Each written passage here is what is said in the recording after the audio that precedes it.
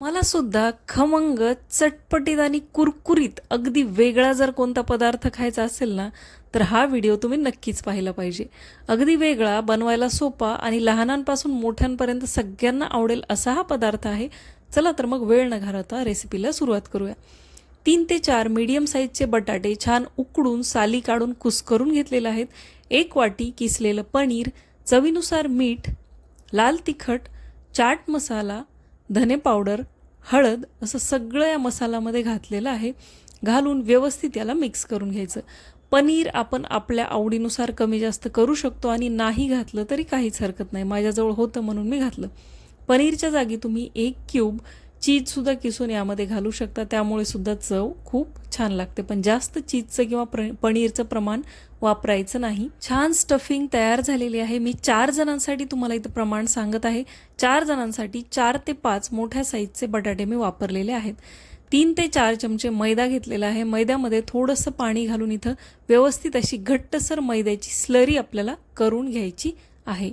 खूप घट्टही नाही आणि खूप पातळही नाही. तुम्ही बघू शकता या प्रमाणात आपल्याला मैद्याची स्लरी करून घ्यायची आहे. ब्रेड घ्यायचा आहे. खूप शिळा ब्रेड वापरायचा नाही. ब्रेडचे काठ जर असतील तर ते कापून घ्यायचे आहेत.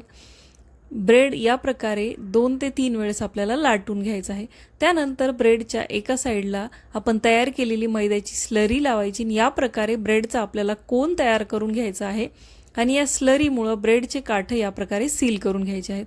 काठ सील केल्यानंतर आपण तयार केलेली स्टफिंग ब्रेडमध्ये उभ्या लंबट आकारामध्ये करून घालायची आहे. आणि तयार केलेल्या स्लरीमध्ये हे वरचं जे तोंड आहे आपल्या ब्रेडच्या कोनचं ते बुडवून घ्यायचं आहे. या प्रकारे तुम्ही बघू शकता.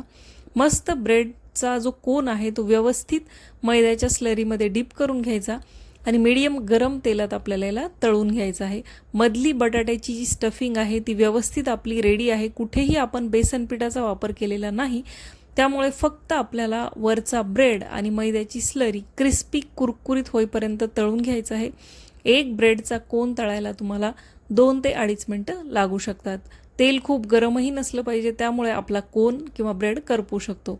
या प्रकारे मस्त वरून थोडं थोडं तेल घालून आपल्याला ब्रेडचा कोन तळून घ्यायचा आहे.